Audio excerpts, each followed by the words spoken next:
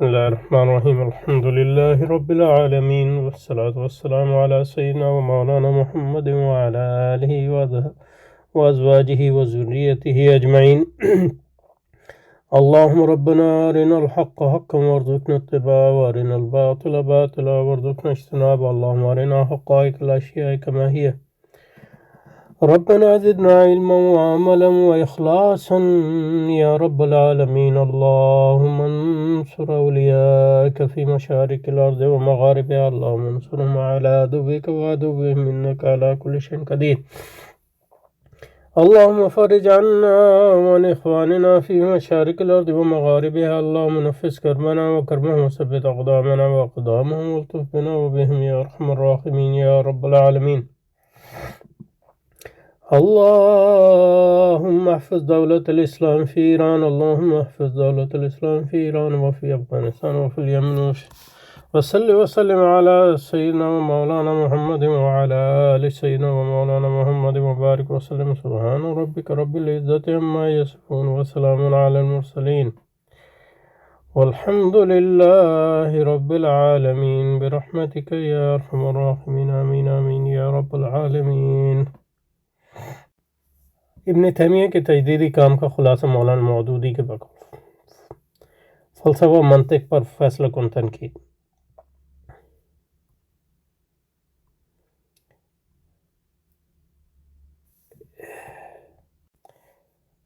فلسفہ منطق پر ابن تیمیہ نے یونانی فلسفے اور منطق پر امام غزالی سے زیادہ گہری اور مؤثر تنقید دی. یہ یونانی فلسفے پہ تو کوئی تنقید ان کی ہے نہیں کوئی خاص،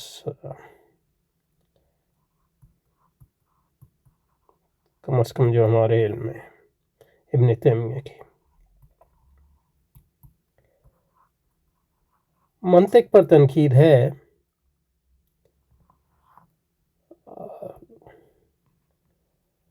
اور منطق پر جو ان کی تنقید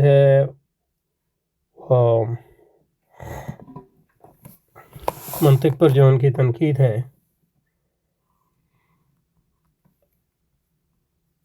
اس کے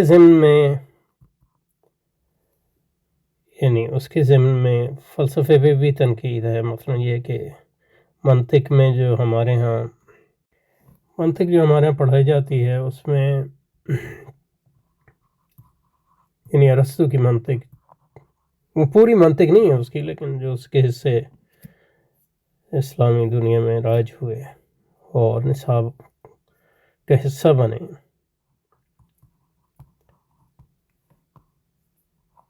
اس کے دو حصے مطلب ایک تو علمیات ہیں اور دوسرا جو حصہ ہے وہ استدلال کا ہے، استنتاج اس کو کہنا چاہیے. اس کے قوانین علمیات میں جو ہے وہ تصور اور تصدیق میں اس کو تقسیم کرتے ہیں، اور تصورات میں جو ایک اہم چیز ہے وہ تعریفات ہیں. تو تعریفات ڈیفینیشن کہتے ہیں انگریزی میں.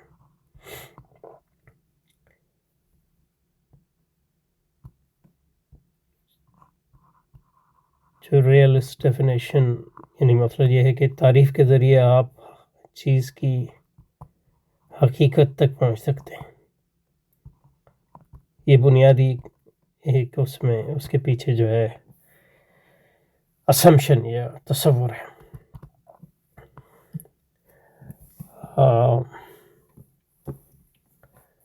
یعنی مثلا انسان کیا ہے، تو اس کی جو انسان کی جو منطقی تعریف ہے اس کے ذریعے جو ہے انسان کے ایسنس یا اس کا جوہر یا اس کی حقیقت تک پہنچ سکتے ہیں. یہ ایک تصور ہے جو ارسطو کے ہاں بھی ہے اور اس منطق کا حصہ ہے، اور وہ ظاہر ہے یہ منطق نہیں ہے، یہ ایکچولی علمیات ہے، تو اس لحاظ سے ایک فلسفے کا حصہ ہے. تو امام ابن تیمیہ کی اس پہ تعریفات جس کو ریئلسٹ ڈیفینیشن کہتے ہیں اس پر تنقید ہے نومنلسٹ نقطۂ نظر سے.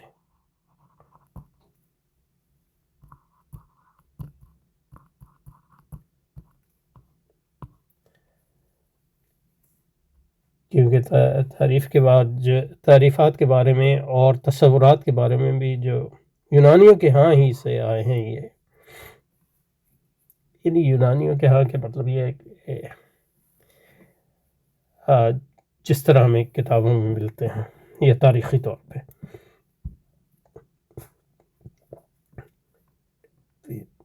ایک مکتب فکر یہ ہے کہ جب آپ انسان کی تعریف کرتے ہیں مثلاً، تو وہ ریئلسٹ ڈیفینیشن ان معنوں میں ہوتی ہے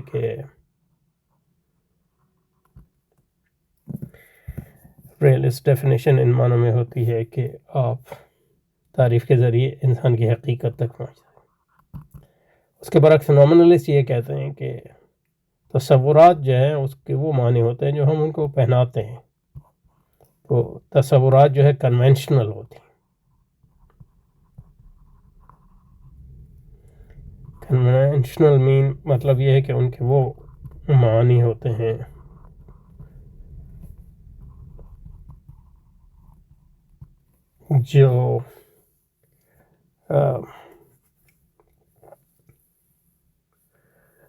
جو معنی ہم فرض کر لیتے ہیں یا آپس میں طے کر لیتے ہیں. اور چیزوں کی حقیقت تک پہنچنے کا ذریعہ جو ہے وہ ایک تو تجربہ ہے، دوسرا جو ہے عقل کی بنیاد پہ ہم تعمیمات کر سکتے ہیں. اور جو بعد و طبیعتی حقائق ہیں یا تو آپ وہی کے ذریعے پہنچیں گے ان تک، اگر آپ مثلا یہ کہ مسلمان ہیں یہ عیسائی ہیں، اور اگر نہیں تو مطلب یہ کہ وہ تعمیمات ہی کے ذریعے یعنی تجربے کی بنیاد پہ مطلب یہ ہے کہ آپ اسپیکولیشن کرتے ہیں، تجربے کی بنیاد پہ تعمیم کرتے ہیں یا اسپیکولیشن کرتے ہیں معلوم سے غیر معلوم کی طرف. یہ اس کا طریقہ ہے. اس کے عقل کے پاس خود کوئی ایسی طاقت نہیں ہے جس کے ذریعے وہ اپنی مجرد کیپیسٹی میں یا طاقت میں یہ معلوم کر لے کہ مثلا یہ ہے کہ انسان کی حقیقت کیا ہے، یہ خدا کی حقیقت کیا ہے، صرف تعریف کے ذریعے، ڈیفینیشن کے ذریعے وغیرہ. یہ جنرلی دو فریق رہے، ایک ریئلسٹ اور دوسرے نومنلسٹ. تو امام ابن تیمیہ جو ہے نومنلسٹ ہیں ان معنوں میں. تو یہ ان کا ایک اس میں تو تنقید ہے جو ایک لحاظ سے امام غزالی کے کام پہ ہی بلڈ کرتی ہے، لیکن یہ کہ اس سے آگے بھی جاتی ہے، اس میں کوئی شک نہیں. لیکن یہ کہ نومنلزم کے اپنے بھی کمزوریاں ہیں. نومنلزم کی اپنی بھی کمزوریاں ہیں، کیونکہ نومنلسٹ جو ہے تجربے کے بارے میں جو ہے ان کی تجربے کے بارے میں ان کی جو تجربے پر جو ان کا ایمان ہے وہ کچھ زیادہ ہی ہوتا ہے. وہ تجربے سمجھتے ہیں کہ تجربے کی بنیاد پہ ہم چیزوں کو تعمیمات کے ذریعے جان سکتے ہیں. لیکن حقیقت یہ ہے کہ تجربہ خود جو ہے اس کا سیاق ہوتا ہے. اور سیاق عموماً جو ہے وہ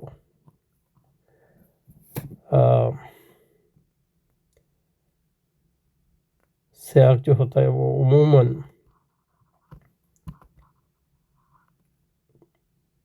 ایمانیات اور ایسے علمی مفروضات پر مبنی ہوتا ہے جو ہمارے فکر اور تصورات کا حصہ ہوتے ہیں وغیرہ. اچھا، اور دوسرا جو امام ابن تیمیہ کا کام ہے وہ عقل کی حقیقت پر ہے. اس کی اہمیت. تو یہ امام غزالی کے کام کا تسلسل ہی ہے وہ اشارہ کے عمومی کام کا. لیکن کیونکہ امام ابن تیمیہ اشارہ کے مخالفین میں سے ہیں تو اس لیے مطلب وہ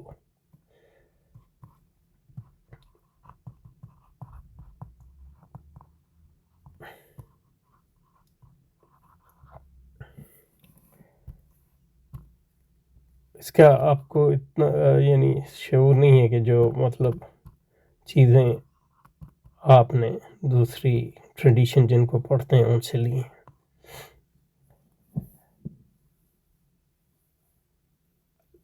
گو کہ مثلا جب وہ اپنی حملی ٹریڈیشن کو تنقید کرتے ہیں تو پھر اشاعرہ کے ساتھ کچھ انصاف بھی کرتے ہیں، جیسے باقلانی پہ ان کے جو کامنٹس ہیں اس سے ظاہر ہوتا ہے، یا امام ابو الحسن اشعری کے کامنٹس. لیکن عقل پہ آپ کی تنقید ہے. لیکن وہ جو تنقید ہے وہ بنیادی طور پہ جیسے وہ اشاعرہ پر ہی تنقید ہے، علم کلام کے دائرے میں آتی ہے، کیونکہ وہ فلسفے کا موضوع ہے. لیکن یہ کہ اس کے بعد جو فلسفیانہ موضوع آپ نے لیے ہیں وہ علم کلام کے کانٹیکس میں ہی لیے ہیں، اور جو مسلمانوں کے اندر جو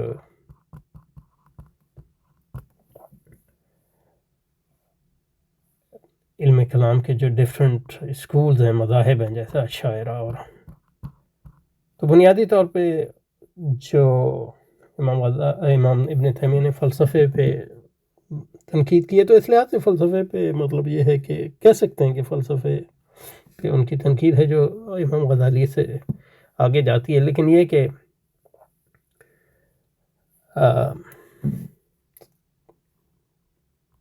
اس کا مطلب یہ نہیں ہے کہ وہ تنقید جو ہے اشاعرہ کے کام سے یا امام غزالی کے کام سے بے نیاز ہے، یا اس کے بغیر جو ہے اس کا امکان موجود تھا. اور اس کی اپنی خامیاں جو عمومی تجربی ٹریڈیشن کی خامیاں ہیں وہ اس کی خامیاں بھی ہیں.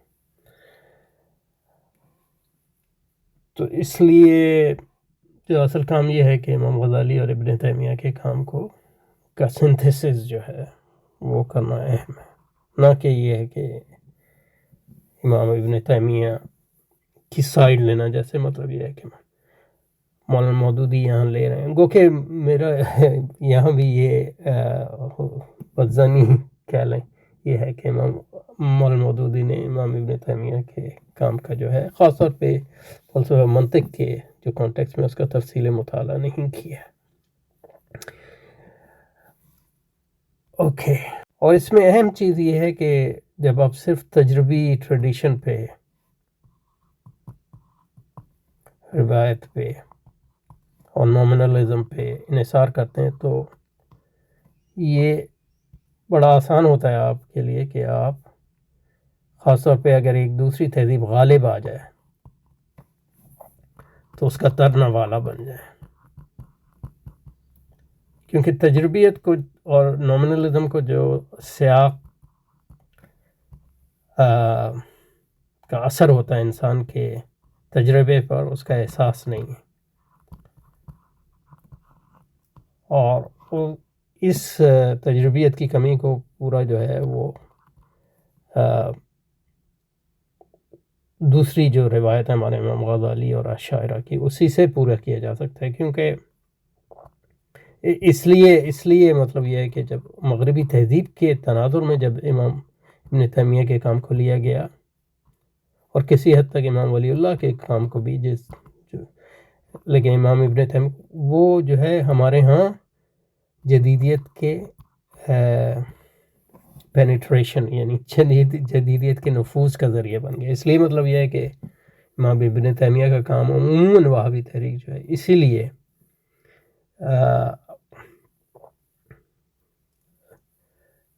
جدیدیت کے لیے ترنے والا بنتی ہے، کیونکہ اس کو جو تجربیت ہے اس کی کمزوریوں کا احساس نہیں، اور اس کمزوریوں کا احساس ہو نہیں سکتا اگر آپ امام غزالی کے کام کو مرکزیت نہ دیں.